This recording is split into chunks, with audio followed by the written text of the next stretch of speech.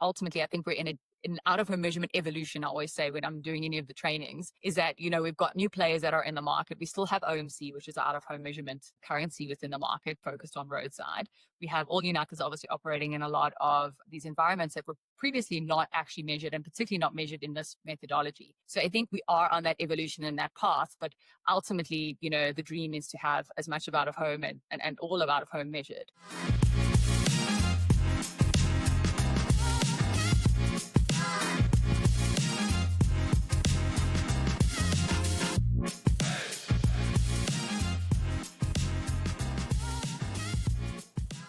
Welcome back to the Beyond the Billboard podcast. Thank you for being with us today. And if you haven't yet, please follow and subscribe. As was mentioned in a previous episode, we are launching an out-of-home measurement series of episodes. And today is episode 2.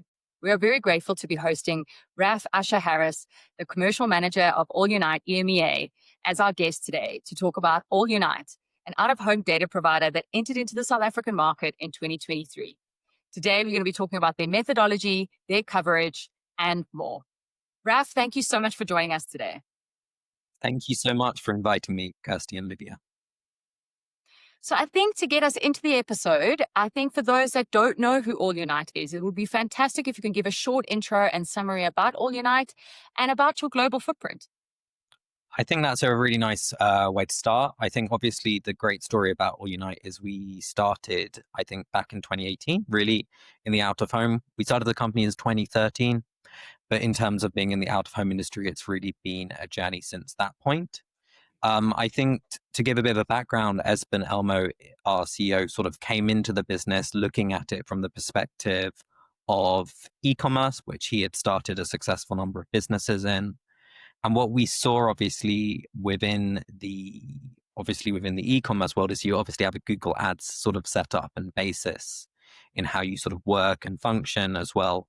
So what he wanted to do and what Esben saw was the ability to bring like a disruption to the out-of-home industry. And that's what we did in 2018. And then we sort of kicked off in 2020. There was this small thing called the COVID pandemic, obviously, in between, which was obviously not the easiest start for the out-of-home industry and for a disruptor in that market. But we've had a lot of growth since then. Currently, we are in just over 40 countries globally. And we are the tender measurement in Brazil, Japan, Finland, soon to be Denmark as well. And the list goes on, also Malaysia. So it's a very exciting journey. And also South Africa is a big part of that story as well. When you say tender measurement, you're saying being the out-of-home measurement currency for those markets, just to have clarification. Exactly. Yes, exactly. Wow, that's amazing. In general, I think Brazil was obviously, I think, our first win back in around 2021, 22. And from there, we've obviously expanded into other markets as well. I think it's always like getting that first project across the line, and that was very exciting for us. And I think the really exciting thing for us was the main point of All Unite was that as a disruptor was the fact we were doing live audience measurement, and that's been the key part to our journey as well. And actually having a solution which can work in a huge range of environments. I think that you've touched on so many things there that I want to build on. I want to ask you about the methodology, but I love that you've touched on kind of COVID and the pandemic came up. And the reason that I like that you brought that up, obviously a very difficult time for us as an industry and globally for everybody. But it's that during that time, there was really this scramble around, I know, even on my side, to try and figure out how do we know where the audience is? What are they doing? How are they moving around?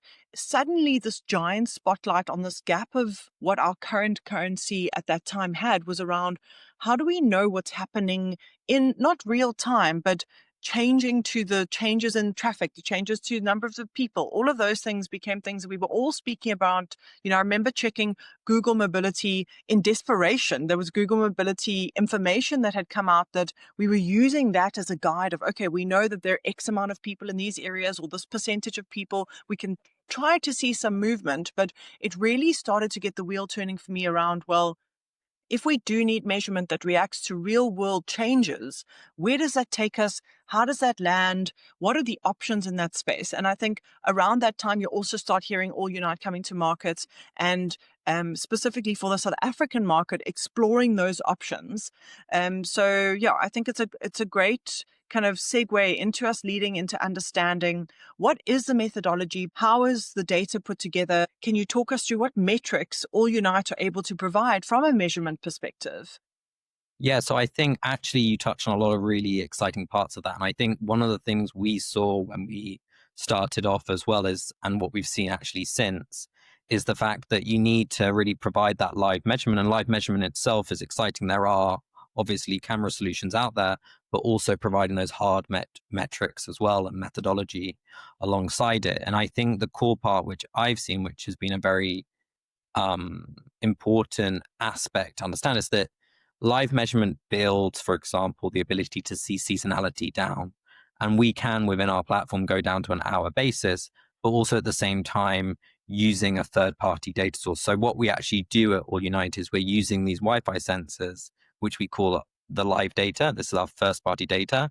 It's privacy compliant. It works in every market globally, which I think is a huge benefit. But it also has the advantage that with third-party data, and we extrapolate that data from the Wi-Fi sensors, we can then get insights into demographics. We can build models which are cost-effective for a huge range of clients, but also through the metrics as well as that we're able to go into, for example, the impressions. We've talked obviously with clients in South Africa how important VAC is, and understanding that you can't throw the baby out with the bathwater. You've obviously got that core metric and methodology, which has been structured, I think, back to the 1970s, obviously, with the studies and that we've seen, obviously, as well. But you also need to bring that into the 21st century. So it's getting the best of the past model and then bringing it forward into the future model as well. So we're future-proofing it while also retaining the core benefits of a sort of survey-based approach,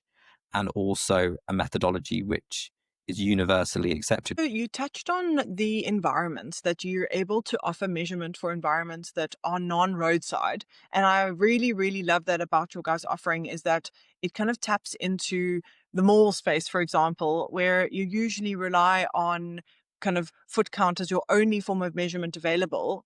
So I would love it if you could just unpack some of the other environments that you offer outside of roadside as well, because I think it'd be great for our audience to get an understanding of kind of which environments are also covered by your data. I think, yeah, this is actually probably a very core big difference with a traditional sort of survey-based approach, is that we're not just covering roadside. We are covering the malls. We're actually within the South African market covering taxi tops as well, moving transport. Globally, we're covering buses. And we even had a media owner asking about covering sailing boats in the Philippines. So yeah, I would say Wow. watch the space. But yeah, we can basically measure everything. Elevators also we're doing in Brazil. So it's a very flexible technology and a very flexible methodology as well. And I think that also lends to that future proofing I was mentioning earlier, because what you can do as well is that we can expand that solution into different spaces. We can measure within like a transit space. If there is advertisement on the trains themselves, we can actually also measure the audiences within those trains. So you see that there's that flexibility, which I think an approach and a methodology which is live, but also using third party can bring to the table. So we know that you can do different environments. You can do malls, you do transit spaces, you do taxi ranks here in South Africa. Obviously you can do roadside. We spoke about that up front. But I'm wanting to just see, so you're able to pull out obviously reach. So through your Wi-Fi sensors, you're able to look at reach. Obviously, you can see your frequency, how many times people are obviously coming towards those sites or those advertisements or those out-of-home ads. And then third of all, you can also see dwell time. So you can also see how long people are actually either engaging with the ad or, placed within that area of the ad, which I think is also really, really interesting as a metric. Am I correct here? Yeah, you are. So I think to sort of take it back as well. So at the core of the product, the Wi-Fi sensor, what we're capturing is an anonymized MAC address. But what's great about that anonymized MAC address, and I'm not going to go too detailed here, but we can actually track that anonymized MAC address in a privacy compliant way. So we can gain insight into frequency, the uniques as well. That's a big benefit of the approach in general. And I also think, which you were touching on about in the campaigns, is that we can actually do live campaign reports as well. So as a campaign is progressing, and what I've seen within the South African market is really exciting, you can see on a day-by-day basis, is that campaign actually hitting the metrics you want it to achieve? And you can also send to the client beforehand a campaign report which is based on that inventory as well. So we have the ability within the solution to actually provide for the media agencies and also for the clients themselves actual proof of plays. And then that builds transparency as well, because you can go in on, let's say, December the 31st, and we saw this at Copacabana Beach. I can also say down in Cape Town at the V&A, you can see that hour by hour granularity. So you can see at midnight, everybody's watching the fireworks. You can see that, and that builds trust. Or you can be in an office in central Joburg or down in Cape Town, and you can actually see that number of people around the sensor, and you can go and look on our dashboard, and go and say, okay, there's 35, 45 people around this location. And you look out the window and you can go, that looks like it's pretty accurate from my understanding. So that's a big difference as well. What I wanted to ask you now, and I think we are going to get into the reporting and dashboarding piece a little bit later, and I think there's something definitely important there around, performance-based reporting. But what I'm wanting to ask you now, and just to confirm, is there a differentiation in how your methodology works when it comes to digital out of home and static out of home? Is there any differentiation? There is a differentiation in the sense that we're actually doing, and this is a big difference, obviously, for media owners when they start using our platform, is that we're doing that impression multiplier within the system itself. So it's an automated process. So within our inventory, we're also taking into account loop durations, number of slots. So we're doing that sort of groundwork as well for the client. So then when they're actually building the campaigns, they can choose the number of slots within that space, within that inventory, which they're using for that campaign. I also think the other thing which is important to mention is the benefit, obviously, of our setup with the third party and the Wi-Fi sensors. It's not every location has to have a sensor, which is very handy in a market, especially South Africa, where maybe your digital locations have a power source or a generator, but then obviously or static won't have a power source. So we can model that data accurately as well. And then we can also measure static in an accurate way. Okay. And your current coverage in South Africa, is that mostly on digital out of home digital out of home formats, or have you also got static coverage and panels in your inventory that you're measuring now in our market? So it's a mix. In general, at the moment, we are doing mostly outdoor. I understand it's mostly digital. It's limited, obviously. I think from our side, we're doing mainly indoor spaces. So for example, transit, malls are our main spaces, golf courses as well. Taxi tops, as I mentioned previously.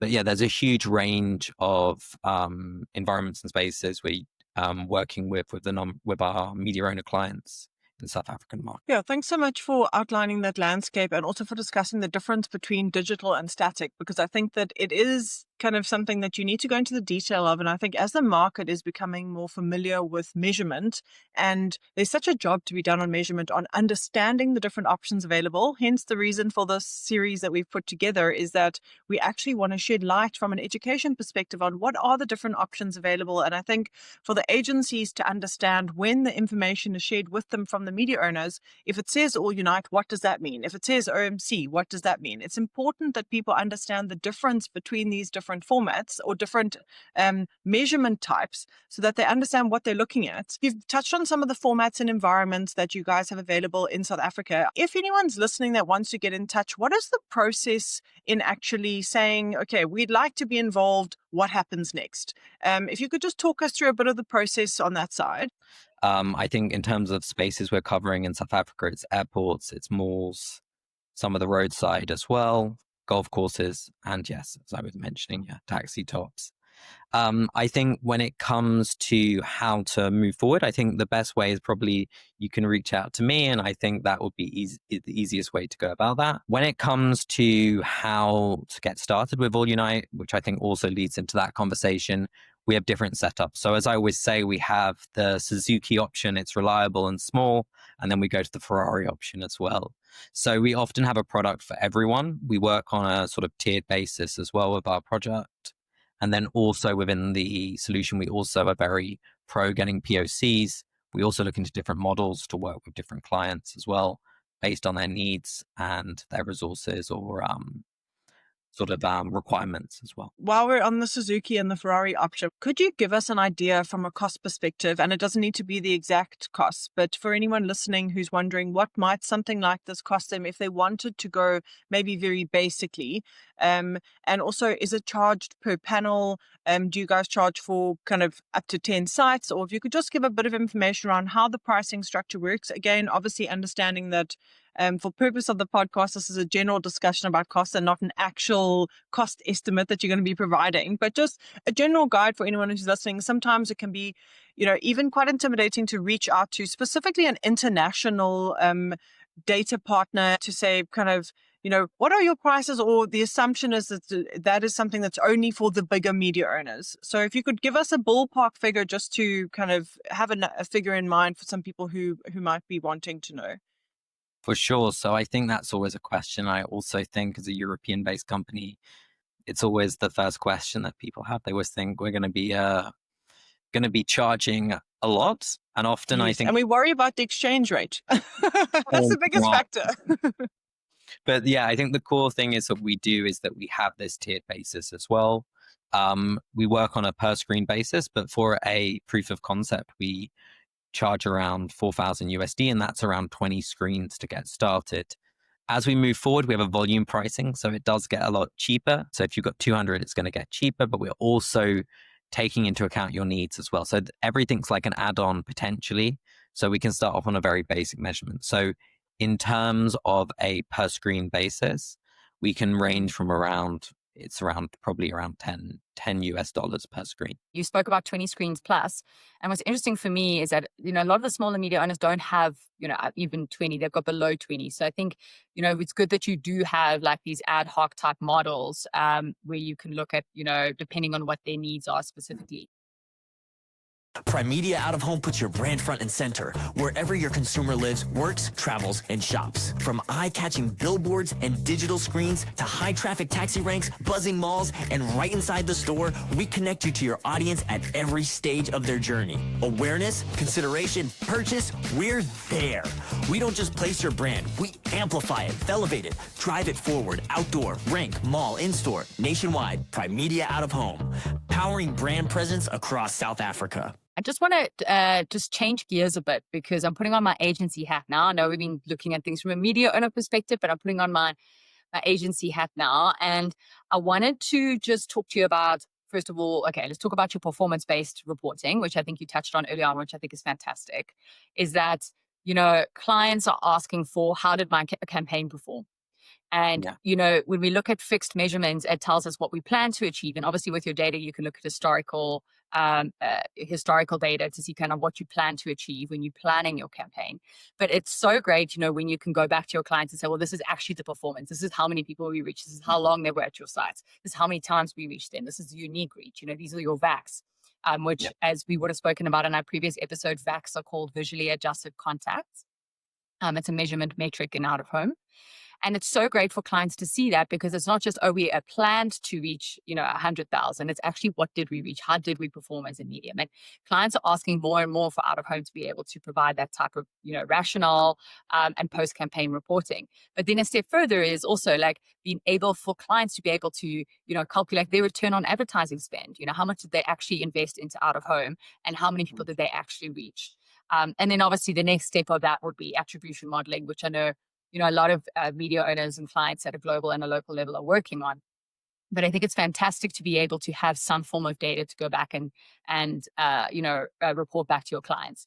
Raf, are you seeing that as like one of your biggest differentiators as being a data provider in the markets that you're in from a global point of view, as well as here in South Africa? I think in general, yes. So I think that's the core point, is the fact that you can, with fixed measurement, you're using a survey which is a year or 2 years old. I think often the approaches with the live data is what we find is At the beginning, obviously, there's always suspicion. So you're often having to validate, and that's what a process that we go through as well. And I do think that performance based and being able to provide viewed impressions, which is based on those core metrics as well. So we're not creating our own methodology there. It's internationally accepted. What we find is that the media agencies over a period, and what we're already seeing in the South African market is they're accepting it more and more. So there is that transparency. And if you can then build up that ability to, over a campaign, you can actually go in and say, there's X number of impressions on the digital screen, and that you're actually getting those insights during, let's say, a Christmas period or during a summer period, that you can actually see it. Or within South Africa, there are so many regional or core differences. So often when we're talking about going into, let's say, the transit at Park Station, there's a lot going on around there as well. So you've got different entrances, and that the fact we can see all this within the system builds confidence. But I also think where we've had the most excitement is actually in the Brazilian market. So in the Brazilian market, what we've done is actually it's actually the most advanced in this way. We've put the data, and it's been put by the media owners into DV 360, and we're actually doing the live bidding as well on the programmatic journey as well. And what we're seeing there is it's starting to eat into digital budgets. So out of home has actually gone from 5 to 15% of advertising budgets nationally. And I think that shows actually a better story than often if I say an increase of X amount, because that's obviously the core sort of metric, is that you're actually eating into that. And that can be on a local market as well. I think that's out of home's overall objective, globally, locally. It's how can we increase the size and the portion of the out of home spend. And I think there's so many pieces to what Liv and I speak about in a lot of the episodes. One is like to manage clutter and fragmentation in the market, to make sure that, everybody's got their fundamentals, their basics, right. And everybody's doing high quality work, high quality proposals. And there's so many other parts of these principles of how we can make sure that we're driving that increased portion of spend, and how we can, not lose our spend to the digital media, space. One of the biggest pieces is obviously measurement, and being able to rationale, planned measurement, what you're looking to achieve, building that into your strategies, building that into your planning, but then also obviously from a post-campaign reporting point of view, which is what we're talking about now. And that really, really helps us look as an industry, obviously increase the portion of spend. So always exciting to have, data providers in the markets. I know All Unite, you guys are doing such a great job in a lot of the environments that you were mentioning, the mall space, the airport space, the transit spaces here in the markets. What I also wanted to ask you about now is with regards to your dashboard, like from an agency point of view, do agencies or clients direct have access to the dashboards, or is that something that's only utilized by the media owners from a planning point of view, reporting point of view to their agencies or their clients? So I think the first point to start on with that is that at its core, and I think this is also important for the audience probably to hear, is that the data within the system from All Unite is their own data as well. So they decide what they want to do with that data. It's very possible for us to share, obviously, with the media agencies. There's different setups globally, actually.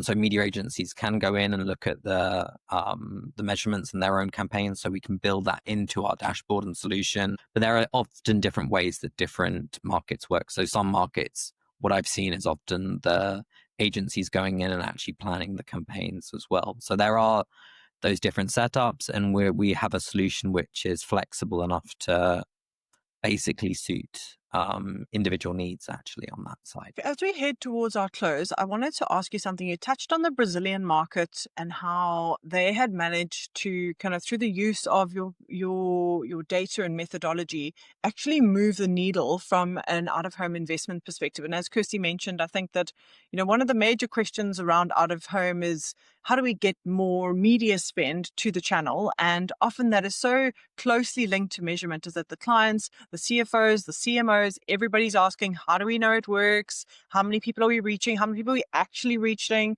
What about the environments that are not measured? How do we answer that? So I love that your guys' offering has kind of ticked all those boxes in those space. But I wanted to ask you, you obviously also sit from an EMEA perspective. You've got a lens across the region. How would you advise, or what advice do you have for the South African market of where we currently at? You obviously have got some media owners already working with you guys, some agencies working with you guys. How would you advise us on moving the needle forward to start seeing some of those gains on, budget from some of the other channels, or seeing the growth that you've seen in a market like Brazil? What advice do you have for us as, we're quite an advanced market from a measurement perspective. It's not new to us. There are different methodology partners that are popping up that might be newer to the market, but we're not in our infancy, but we're not fully advanced either yet. I think that we're on a great journey in that space. But yeah, I would love to hear any advice or suggestions on how we can be setting ourselves up for success, and also looking for those opportunities to make those gains, like you've seen in some of the other markets. Yeah, I actually loved how you phrased that, obviously from the EMEA chair, because often I feel that there's this perspective that EMEA is often leading. And I think that's actually wrong in general, because actually what I see with the South African markets, I'm also talking right now with Nigeria, is these markets are more innovative than often the European markets. I do think that there are lessons often from the other markets. I think something which is important from our side, and this is going to be important in any market, is the fact within South Africa is we don't want to lead to fragmentation. So we are mindful of that, working within the metrics. We have communication with the OMC. We are working in a way which is collaborative and ensuring those measurements all align, because the problem often we see is when you start getting fragmentation, it creates confusion. And at the core point, I think within any, whether it's a media owner or media agency, it benefits no one. So we often are trying to work within that landscape and ensuring that we move forward in that way. That's not to say there aren't differences between our measurements and approaches. I think within the South African market, I think the ability to get more data is really exciting with the third-party options. And that's what we're actually doing with free Wi-Fi now, actually in Brazil. And I really would love to see that in South Africa. And I hope we will in the coming 2 quarters or by the end of the year, because you have such an exciting space, whether it's in the townships, whether it's in malls, and free Wi-Fi would be amazing here. Also in rural areas, because there's such a limit of data and information. If you start going into up in Northern Cape, there isn't that much data up there as well. So we can actually, through this free Wi-Fi, which we've done, and we've done it in Brazil, is what you can do is then you can get demographic data through consent-based login. And we can also provide, for example, consumer surveys on a live basis. And in a very short time, I think in Brazil, we did it in 22 transit locations. We got 200,000 responses in about 100 days. So it's huge. When it comes to the media agencies, I think it's building the transparency of the data is going to build trust. And I think it's not going to happen overnight. It never happens overnight. But what we're seeing in Brazil after 3 years is that we're actually getting a very solid response, and that collaboration is taking place between the media owners, the media agencies. The data is being accepted as well. I've had conversations within the South African market on the media agency side. There is a lot of positivity. There's a lot of excitement about it. But often at the end of the day, I think it's about expanding our coverage as well, so they can start seeing it in more and more spaces as well. So that's the long answer, but I think the short answer is that it's basically to keep modernizing the industry. We need to keep future-proofing. We need to keep being exciting, and that's what we're doing. I love that you've touched on fragmentation, and kind of just as a clothing thought from my side, I wanted to share that, we've got the OMC in our market. We understand the methodology. We understand the positioning. And I love that you've mentioned the fragmentation, in that if you've got 20 different measurement partners, that doesn't necessarily benefit the industry either. And I think it's around how do we collaborate or come together to see how do we make something that is more uniform, because that is easier to understand. The harder that out of home is to engage with from an agency perspective, from a client perspective, it's a barrier to entry that you could have 50 different measurement types. That wouldn't make it easier for a client to book out of home. And then that kind of is where we sit in the situation where we're stuck with how we're retaining extra budgets or getting extra budgets from other media channels, but we can't seem to get our own house in order if there's too much measurement options available.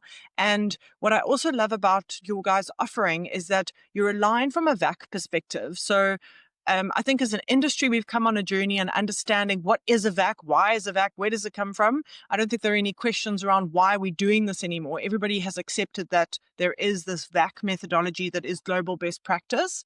And I love that although you're offering is different to the OMC. It still goes down to VAC level, so that when you're sitting in your agency seat and you're busy with your schedule and you need to report on measurement for every single line on that schedule, you can put the VAC in, and that starts to make things a lot more uniform. And like you said, moving away from this market fragmentation. So I just wanted to share that as my kind of final thought for the episode. Completely agree. So I think from my side, I think that we need to actually work together, and that's why I think it is important from a measurement perspective in every market to have that collaboration.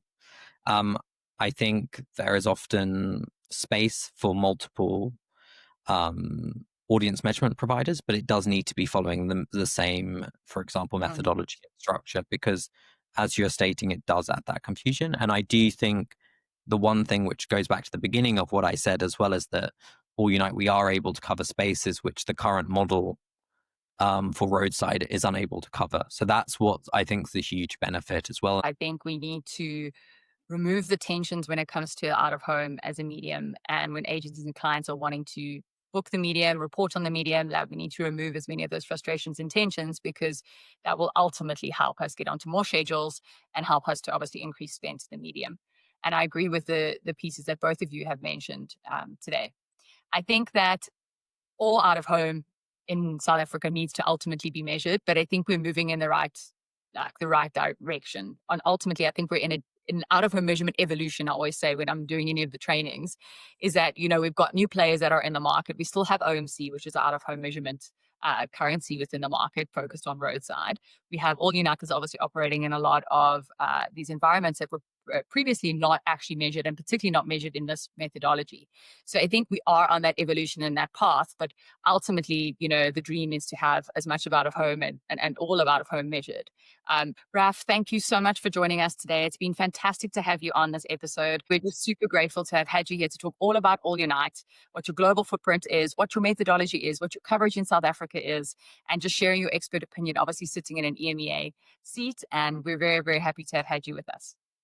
Thank you. It's been an absolute pleasure. Thanks for joining us today to go beyond the billboard. Subscribe to our podcast to ensure you don't miss out on our exciting content. Join us again to go beyond the billboard. 1, 2.